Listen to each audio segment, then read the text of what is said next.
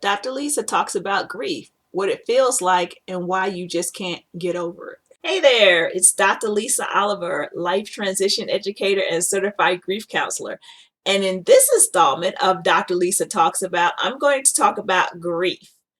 And, we live in a society now that, depending on where you live, if you order something from Amazon.com, you can get it in 2 hours.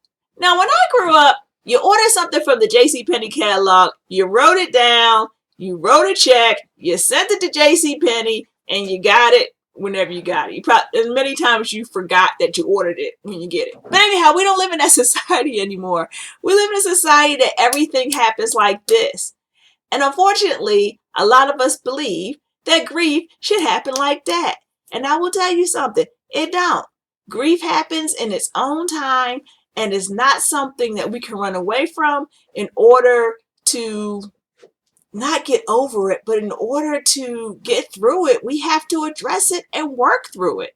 So I'm going to talk about several sources of grief, and then I'm going to give you an example of what I feel grief is. I am an individual who has lost both parents, and I kind of segment my life to before mom died, after mom died, before dad died, after dad died, because you will see grief is what I would call your new normal.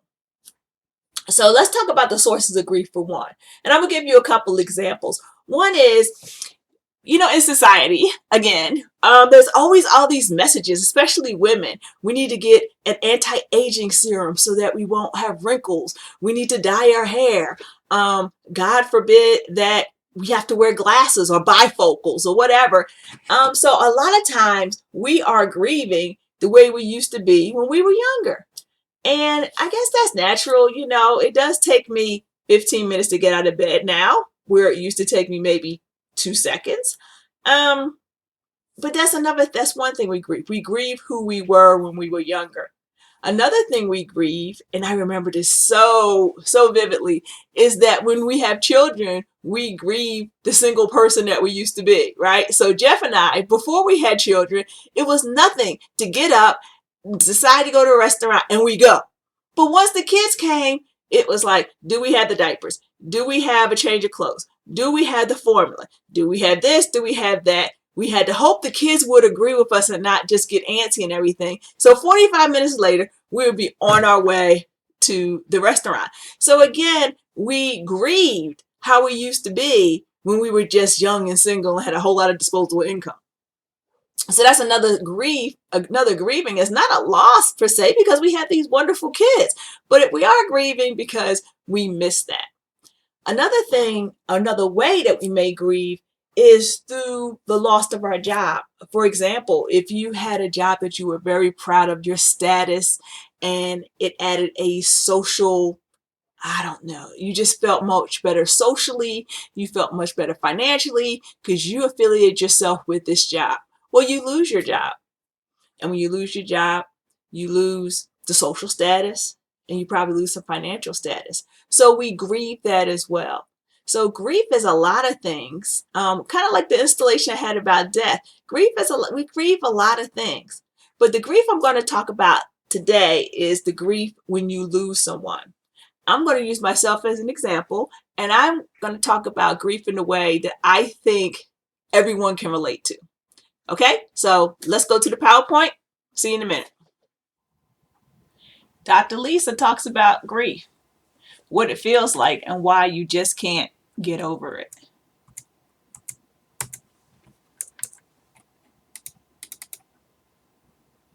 Here's what I think. In my experience with grieving over my mom and my dad, if grief felt like a coat that you just never ever take off. You have to learn how to sleep with it. You have to learn how to eat with it. You bathe with it. You use the bathroom with it. You live life with it. It is just what I consider your new normal. And here's how I felt when I heard that my mom died. This is how I felt. I felt like I had this big, heavy coat on. I couldn't feel anything. I felt numb. I just felt like I had this covering over from my head to my toes, right? And so I was learning how to eat and how to exist with this this this grief, this thing that was covering me. And eventually I was able to move around a little bit more. I was still grieving my mother, obviously, but the pain wasn't as raw and it wasn't as intense. I was able to, if you will, put on a trench coat. My coat was more, my grief was more of a trench coat, right? And I was able to walk around and do what I need to do. I went back to work, I was paying bills, and maybe I would even go out for dinner or something. Then eventually the grief got to a point where it was more like a spring jacket, right?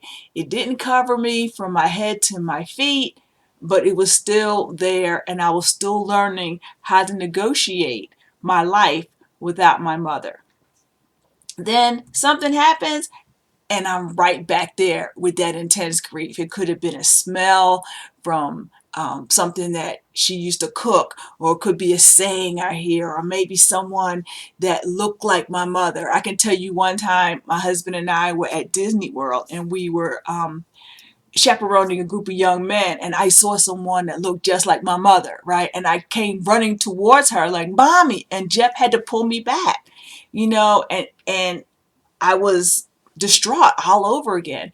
Grief is hard on the brain. Sometimes you think you're going crazy, but that is really absolutely normal. You won't stay in this area that more. You'll go back to the spring jacket. And then eventually, maybe you'll be able to go to wearing a windbreaker.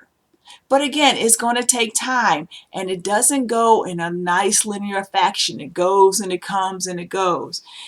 And then again, you might go there. You might go back there.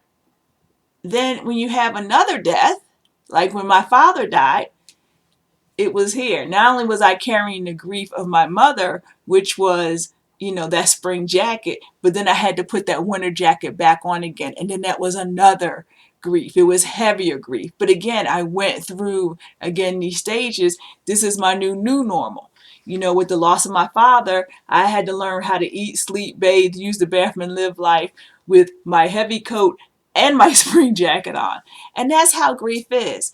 That's why it is so important that we seek out help, right? Because life is hard, and what I found helps is counseling and grief support groups. In particular, if you are fortunate enough to have a job with benefits, if you go to the employee assistance program with your job, they can refer you to a grief counselor.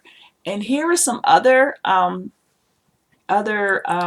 trying to say, other entities that you can look at. I got off the web, mendingthesoul.org, SAMHSA, which is the Substance Abuse and Mental Health Services Administration, and then there's a Facebook, Grief Anonymous. And also, if you just Google grief support groups, you can find something that will work with you. There's online grief support groups, there's face-to-face, but it's really important that you get help. I am a total advocate for counseling, and especially, grief is hard. And I just really think that, it is nothing wrong with trying to live your life as best you can. And sometimes you just need a sanity check to someone tell you that you're okay. Now, I have to say this listing is not an endorsement of any of the entities listed on this page. I'm just giving some resources that you can use to try to help yourself through this period of grief. In summary, there are different sources of grief, but the one I addressed today was the grief that occurs when you lose someone that you love through death. Grief is something that it is always with you. Like I use my analogy of a coat. It's just something that's always going to be with you. There is no getting over it. It's getting through it and moving through life. Actually, when people tell you that you need to get over it, or say something to the effect that you should be past it by now, that says more about them and them being uncomfortable with you and your grief than it does about you. But do not put a timeline on your grief. What I try to illustrate is that grief does not operate in a straight line. Some days you'll be perfectly fine, you'll hear or see something, and it'll take you right back to the moment where you first heard your loved one die. But it doesn't stay there, right? It comes in waves. Anything can trigger a grief episode. Absolutely anything. Is absolutely amazing how much our loved ones touched us and we don't realize until they're gone, you know. But anything can trigger a grief episode is absolutely normal. And it's particular to the individual who is grieving. You can have two children, or you can have twins, as a matter of fact, and they lost their parents, and they're going to act maybe completely different from the other one. Grief is particular to the individual who is grieving. And just because someone looks like that they're not grieving, maybe they're grieving in another way. But grief is particular to the individual who is grieving. So you cannot compare yourself to other folks. And most important, do not let anyone put a timetable on your grief. That is your grief. That is your mama. That is your loved one. That's whomever. But that's your grief. Now, if you believe perhaps maybe you're grieving too much, and I don't think anyone can grieve too much, but there's nothing wrong with seeking counseling and, again, getting that sanity check.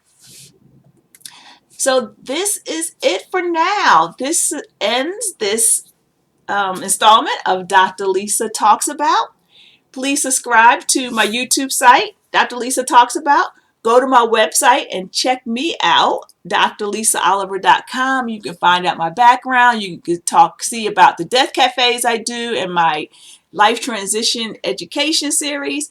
And you can email me with something you may want me to address at lisa@drlisaoliver.com. Thank you for checking me out. Talk to you soon. Bye-bye.